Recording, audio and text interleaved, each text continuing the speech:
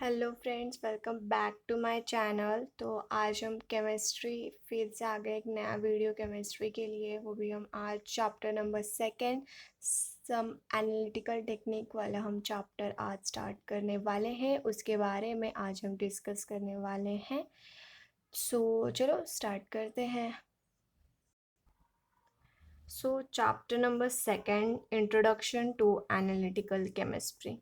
सो actually इसके मैंने notes भी बनाए हैं जो मैं वीडियो में जल्द से जल्द लाने वाली हूँ। तो तब तक के लिए आपको मुझे सब्सक्राइब करना होगा। तो आपको जैसे मैं वो वीडियो डालूँगी तो आपको इसकी नोटिफिकेशन आ जाएगा। सो प्लीज़ सब्सक्राइब करके रखिए मेरे चैनल को। तो चलो एक्सरसाइज स्टार्ट करते हैं। सो चलो स्टार्ट करते हैं with the question number 1। Choose the correct option से। So with the fill in the blanks, जिसका ए का हम स्टार्ट करेंगे। The branch of chemistry which deal with the study of separation, identification and qualitative determination of the composition of different substance it's called has. ये तो सबसे पहले यहाँ पे देखो मैंने टिक भी करके रखा है, that is D, analytical chemistry. Now next one, B, which one of the following property of the matter is not qualitative in a nature? So यहाँ पे इसका कलर आंसर आ जाएगा, which one is C। ठीक है।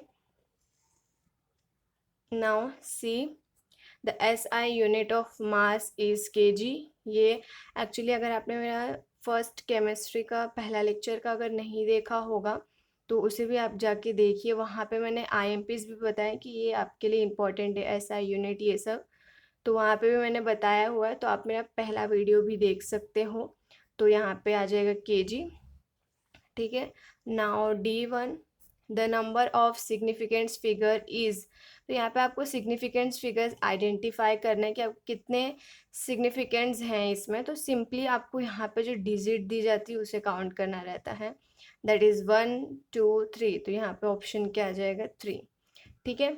Now next one पे चलते हैं। ई, इन avocado constant 6022 into 10⁻23 mole -1, the number of significant figure is. मतलब ये जो avocado कांस्टेंट है उसमें आपको इसमें सिग्निफिकेंस बताने हैं तो कितने हैं। तो आप तो देख के ही बता सकते हो, that is 1 2 3 4। So answer is B, that is 4। Now next F1, by decomposition of a 25 gram of CaCO3, the amount of CaO produced will be dash। सो इसका आंसर है सी, दैट इज 40.0 ग्राम। ठीक है, तो इसका आंसर आ जाएगा सी। फिर now next one G, how many gram of water will be produce by complete composition of 12 gram of methane gas। so answer is B, that is 27। Sorry यहाँ पे 27 आएगा। ठीक है। नाउ H पे चलते हैं। That two element A bracket में at the mass 75 and the B at the mass 60 combined to give a component having a 75.8% of A। the formula of the component is A square B3। ठीक है, तो ये है इसका answer. तो यहाँ पे अभी ख़त्म हो गया। अब चलो आगे देखते हैं। सो अब आगे बढ़ते हैं। That is I1, the hydrocarbon contain 79.87% carbon and 20.13% of hydrogen. What is it empirical formula, यानी आपको इम्प्रिकल फॉर्मूला बताना है। तो answer is C, that is CH3। Now next, how many gram of oxygen will be required to react completely with 27 gram of Al? That atomic mass Al is 27 and oxygen is 60। यहाँ पे आपको option दिया गया है। So answer is 24। So now next, in the CuSO4 and dot 5H2O, the percent of water is। और यहाँ पे आपको देखो, यहाँ पे सब आपको इसके फॉर्मूले भी दिए गए हैं। That is CO is equal to 63.5, S is equal to 32, O is equal to 16 and H is equal to 1। So the answer is 36%। Now next one, when the two properties of a system are mathematically related to each other, the relation can be reduced by the तो आपको यहाँ पे बताना है किससे reduced होगा. So that is plotting a graph. Answer is B. ठीक है, अब चलो क्वेश्चन नंबर 2 पे चलते हैं. हमने क्वेश्चन नंबर 1 जो है यहाँ पे अब कंप्लीट कर दिया है. तो क्वेश्चन नंबर 2 पे चलते हैं. That is answer the following question.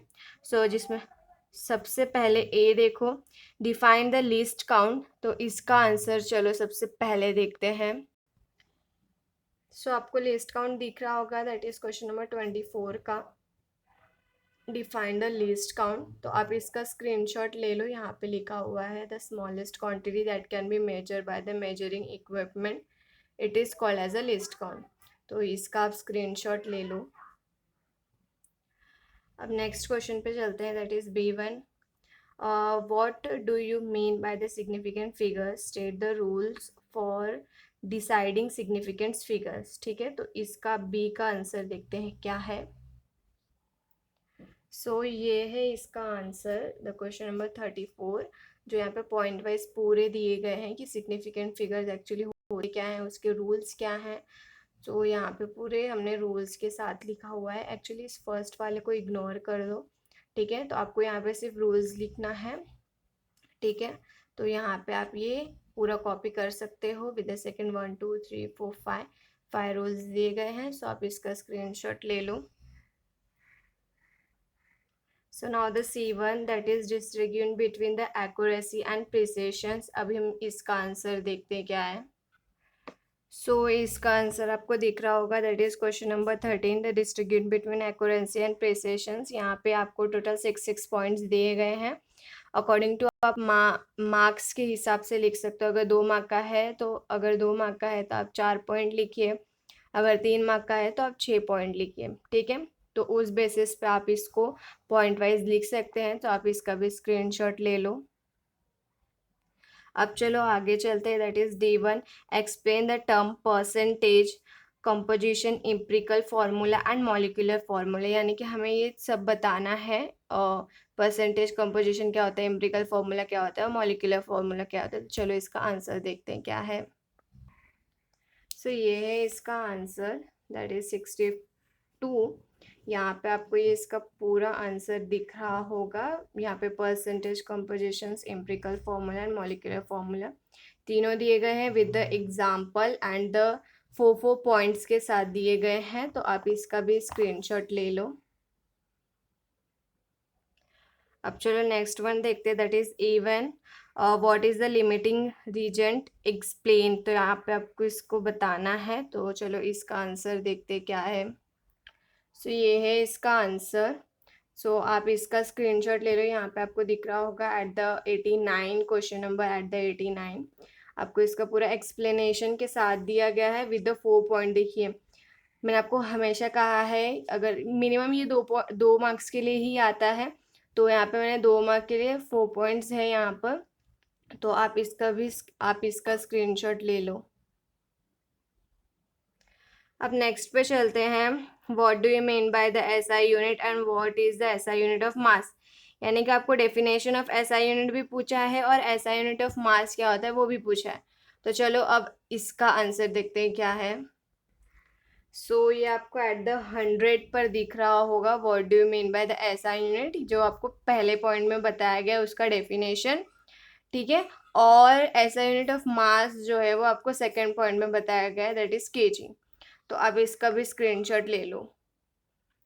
अब नेक्स्ट पे चलते हैं. That is G1. Explain the following terms, mole fraction, molarity and molality.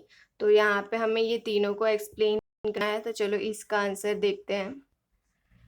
सो ये देखो इसका आंसर है मोल फ्रैक्शन. पहले पे मोल फ्रैक्शन, सेकंड पे मोलैरिटी और थर्ड पे मोलैलिटी.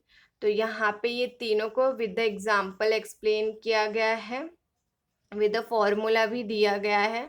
तो ये पूरा इसका ये तीनों पॉइंट मैंने साथ में दे दिया है. तो आप इसका भी स्क्रीनशॉट ले लो. चलो अब नेक्स्ट पे चलते हैं. That is define the stoichiometry. ये आपको डिफाइन करना है. तो चलो इसका आंसर देखते हैं. सो ये आपको इसका आंसर दिख रहा होगा. तो आप इसका स्क्रीनशॉट ये 79 पर देखिए. ठीक है, तो ये है इसका टोटल आंसर.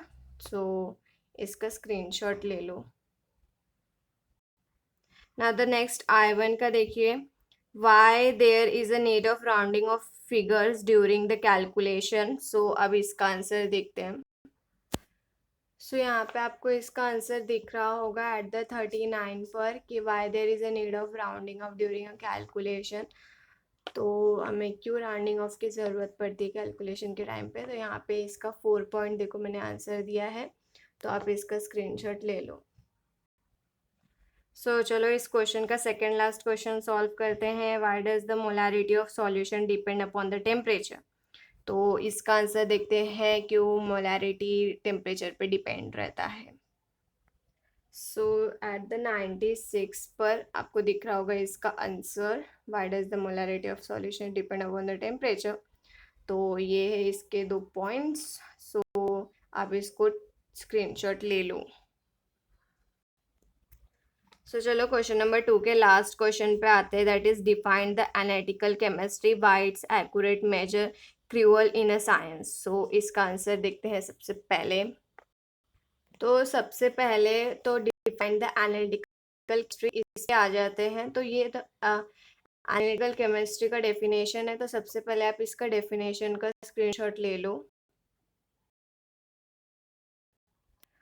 फिर उसके बाद why's accurate measure is crucial in a science, इसका फिर जो आंसर है यहाँ पे मैंने इसके 4 पॉइंट दिए हैं, आप उसके स्क्रीनशॉट ले लो। अब चलो क्वेश्चन नंबर 3 पे आ जाते हैं। With the A1 how many significants are in each of the following. So मैं आपको इसका आंसर नहीं इधर ही बताती हूँ, तो गौर से देखिए। आपको सिंपली जैसे कि मैंने कहा कि आपको सिर्फ नंबर देखने हैं, कितने नंबर हैं।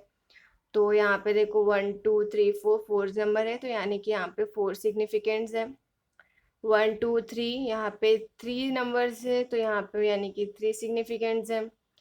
फिर यहाँ पे 2 नंबर है, तो यहाँ पे 2 सिग्निफिकेंट है। सेकेंडली आपको ये वाले नंबर्स नहीं देखने हैं, आपको सिर्फ नंबर्स देखने हैं। और अगर ज़ीरो लेफ्ट हैंड साइड में आता है या राइट हैंड साइड में आता है, आपको उसे नहीं काउंट करना है, आपको सिर्फ नंबर काउंट करने हैं। लेकिन अगर मिडल में आता है तो आपको उसे काउंट करना है। सो आपको A B C से समझ गया होगा। अब आगे का तो डी में देख लीजिए 1 2 3 4 5, तो यहाँ पे 5 सिग्निफिकेंट्स है। देन इसमें देख लो 1 2, तो यहाँ पे 2 सिग्निफिकेंट्स है। 1 2 यहाँ पे भी 2 सिग्निफिकेंट्स है। 1 2 3, तो यानी यहाँ पर 3 सिग्निफिकेंट्स है। 1 1 1 यानी कि यहाँ पे 1 सिग्निफिकेंस है। सो अब चलो बी का देखते हैं, that is round of each of the following quantity of the 2 सिग्निफिकेंट्स। सो इसका आंसर देखते हैं अब। सो आपको यहाँ पे दिख रहा होगा at the 42 round off the each of the 2 सिग्निफिकेंट्स। तो यहाँ पे देखिए 25 को राउंड ऑफ कर दिया 26 में, 254 को राउंड ऑफ कर दिया 25 में, 1491 को उसने राउंड ऑफ कर दिया 1.5 में, और 199 को इसने 2.0 इंटू 10⁻² में इसे राउंड ऑफ कर दिया। तो इसका स्क्रीनशॉट ले लो।